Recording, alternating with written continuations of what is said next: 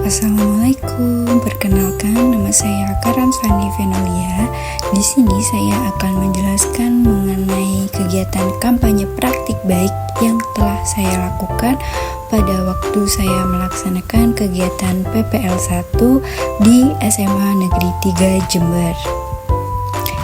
Tugas ini disusun guna memenuhi tugas ujian akhir semester pada mata kuliah Perspektif Sosiokultural dalam Pendidikan, Program Pendidikan Profesi Guru Universitas Jember tahun 2023. Kegiatan ini berjudul Pembelajaran Matematika dengan menerapkan scaffolding pada zona perkembangan proksimal atau ZPD pada topik Sistem Persamaan dan Pertidaksamaan Linier di SMA Negeri 3 Jember pada kelas 10-3.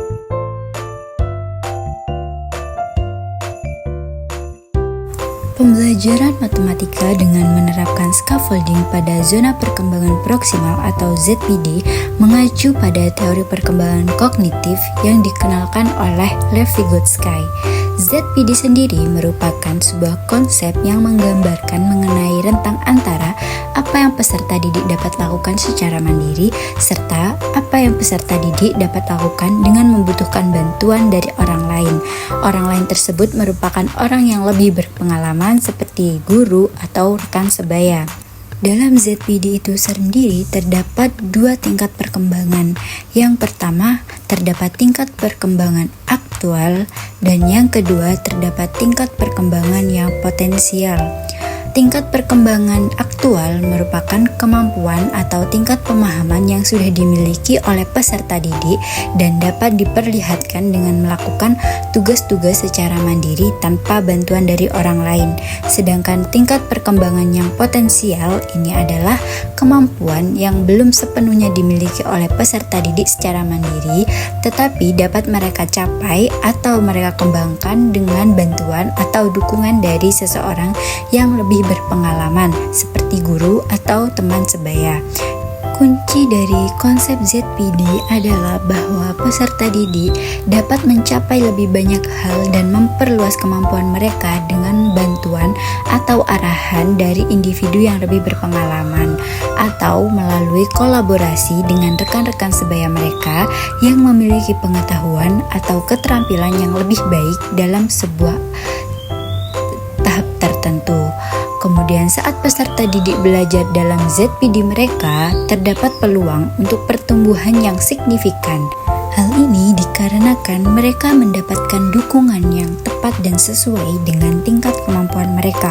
Oleh karena itu, ZPD merupakan dasar bagi pendekatan pembelajaran seperti scaffolding, di mana bantuan atau dukungan yang diberikan kepada peserta didik sesuai dengan kebutuhan yang mereka butuhkan.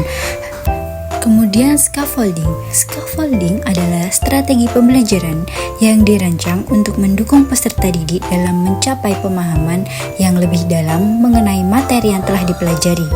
Hal ini melibatkan pemberian bantuan, panduan, dan dukungan kepada peserta didik saat mereka belajar mengenai konsep atau keterampilan yang baru mereka temui. Scaffolding dapat disesuaikan dengan tingkat ZPD pada masing-masing peserta didik. Hal ini mampu memberikan bantuan yang tepat dan sesuai dengan tingkat kemampuan mereka.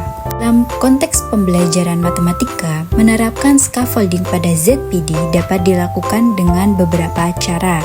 Yang pertama, ada penyediaan pertanyaan-pertanyaan yang dapat mendorong peserta didik untuk merumuskan pemecahan masalah atau mengaitkan konsep matematika yang sedang dipelajari dengan situasi yang ada di dunia nyata. Ini dapat membantu peserta didik untuk mengembangkan keterampilan berpikir kritis dan melangkah ke level pemahaman yang lebih tinggi. Pada pembelajaran ini telah disediakan pertanyaan-pertanyaan yang dapat mendorong peserta didik untuk merumuskan pemecahan masalah berdasarkan situasi pada dunia nyata, seperti yang telah disajikan pada materi, yaitu Rina membeli 2 kotak balon pisang, 2 kotak tape, dan 3 kotak edamame dengan harga 23.000. sedangkan Hasan membeli 3 kotak belun pisang, 1 kotak tape, dan 3 kotak edamame dengan harga 25.000, dan yang terakhir Gilang membeli 5 kotak belun pisang, 1 kotak tape, dan 2 kotak edamame dengan harga 30.000. Di sini peserta didik akan diberikan kesempatan untuk menentukan bentuk sistem persamaan linear 3 variabel berdasarkan permasalahan tersebut. Kemudian langkah yang selanjutnya adalah model pembelajaran. Di sini guru memberikan arahan kepada peserta didik untuk memodelkan proses berpikir matematis atau menunjukkan strategi penyelesaian masalah secara langsung kepada peserta didik. Hal ini dapat membantu peserta didik untuk menyusun penyelesaian masalah dengan menggunakan cara yang sistematis atau runtut. Cara-cara untuk menyelesaikan masalah matematika dengan baik dan benar. Nah, untuk menyelesaikan permasalahan yang telah disampaikan pada awal tadi, di sini guru menjelaskan mengenai langkah-langkah penyelesaian dengan menggunakan metode eliminasi dan juga metode substitusi. Kemudian langkah yang selanjutnya, peserta didik yang berada dalam ZPD, mereka bisa diberikan bantuan yang bertahap serta terstruktur. Misalkan dari memberikan contoh konkret atau panduan awal hingga akhirnya mengizinkan peserta didik tersebut untuk mencoba memecahkan masalahnya secara mandiri dengan memberikan sedikit bantuan, kemudian hingga tidak memberikan bantuan sama sekali. Kemudian untuk cara yang terakhir adalah kolaborasi. Kerjasama antar peserta didik dapat menjadi bagian dari scaffolding, di mana peserta didik yang lebih mampu membantu rekan-rekannya atau peserta didik yang memasuki level tinggi dapat membantu rekan-rekannya dalam belajar memahami materi sistem persamaan dan pertidaksamaan linear. Ini memungkinkan peserta didik untuk saling mendukung dan membangun pemahaman mereka secara bersama-sama.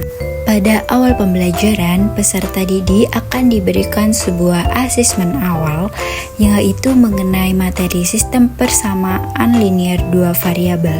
Hal ini dilakukan untuk mengetahui tingkat pemahaman siswa terhadap materi sistem persamaan linear. Melalui asesmen awal ini, peserta didik akan dikelompokkan menjadi 3 kelompok, yaitu kelompok tinggi, sedang, dan rendah. Kelompok tinggi merupakan kelompok peserta didik yang memiliki pemahaman di atas ZPD, sedangkan yang sedang merupakan kelompok peserta didik yang berada dalam ZPD, dan yang kelompok rendah merupakan kelompok peserta didik yang berada di bawah ZPD. Untuk peserta didik yang berada pada level tinggi akan mengerjakan latihan soal secara mandiri, sedangkan untuk peserta didik yang berada pada level sedang dan juga rendah akan diberikan penjelasan materi melalui guru. Kemudian setelah mendapatkan penjelasan materi, peserta didik tersebut akan dikelompokkan berdasarkan tinggi, sedang, rendah untuk mengerjakan LKPD. Berikut ini merupakan proses berjalannya pembelajaran dengan menerapkan scaffolding pada zona perkembangan proksimal. Pada saat kolaborasi, peserta didik akan mengerjakan LKPD sesuai dengan tingkat ZPD mereka. Kemudian, salah satu perwakilan kelompok akan mempresentasikan hasil pekerjaannya di depan kelas. Untuk peserta didik yang memiliki kelompok di bawah ZPD akan diberikan scaffolding sebanyak-banyaknya oleh guru. Sedangkan untuk peserta didik yang memiliki kemampuan sedang dan juga tinggi akan diberikan scaffolding sedikit-dikitnya hingga tidak sama sekali. Penerapan scaffolding pada zona perkembangan proksimal memiliki sejumlah manfaat yang signifikan bagi peserta didik. Untuk yang pertama, ada peningkatan pemahaman konsep matematika. Dengan bantuan yang tepat sesuai dengan tingkat ZPD, peserta didik dapat mengembangkan pemahaman yang lebih mendalam mengenai konsep-konsep matematika yang kompleks, seperti penyelesaian masalah kontekstual pada sistem persamaan linear 3 variabel. Scaffolding membantu peserta didik dalam meraih tingkat pemahaman yang lebih tinggi dengan mendukung langkah-langkah berjenjang menuju kesuksesan dalam memecahkan permasalahan. Kemudian, untuk yang kedua adalah pengembangan keterampilan berpikir kritis. Scaffolding mendorong peserta didik untuk berpikir kritis dalam memecahkan masalah matematika. Melalui pertanyaan-pertanyaan yang mendorong dapat memberikan dukungan bagi peserta didik dalam mengasah keterampilan mereka dalam berpikir logis, analisis, hingga kreatif. Untuk yang selanjutnya yaitu peningkatan kemandirian belajar. Meskipun dibantu oleh guru atau bahkan rekan sebaya, penerapan scaffolding pada ZPD bertujuan untuk membantu peserta didik agar dapat menjadi lebih mandiri dalam memecahkan masalah matematika. Hal ini membantu peserta didik dalam membangun kepercayaan diri mereka dan kemandirian mereka dalam belajar.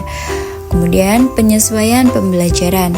Pendekatan scaffolding memungkinkan guru untuk menyesuaikan bantuan dan dukungan yang akan diberikan kepada peserta didik. Hal ini disesuaikan dengan kebutuhan individu peserta didik tersebut. Dengan demikian, setiap peserta didik akan mendapat bantuan yang sesuai dengan tingkat kemampuan mereka. Selanjutnya yaitu mendorong kolaborasi dan interaksi sosial.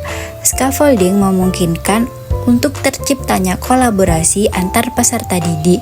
Peserta didik yang lebih mampu atau yang berada pada tingkat tinggi dapat membantu peserta didik lainnya yang berada pada tingkat sedang atau bahkan rendah yang membutuhkan bantuan, sehingga terjadi interaksi sosial yang positif dan pembelajaran yang saling membantu antar teman sebaya. Dan yang terakhir yaitu peningkatan motivasi dan keterlibatan. Dengan mendapatkan dukungan yang tepat sesuai dengan ZPD mereka masing-masing, peserta didik cenderung akan lebih termotivasi untuk belajar mandiri.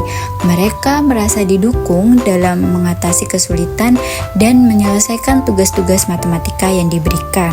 Sehingga dapat disimpulkan melalui penerapan scaffolding pada ZPD dalam pembelajaran matematika, peserta didik dapat mengalami pembelajaran yang lebih mendalam, terlibat secara aktif dalam proses pembelajaran, serta meningkatkan keterampilan kognitif yang esensial untuk pemahaman matematika yang lebih baik. Sekian penjelasan dari saya, kurang lebihnya mohon maaf. Wassalamualaikum warahmatullahi wabarakatuh.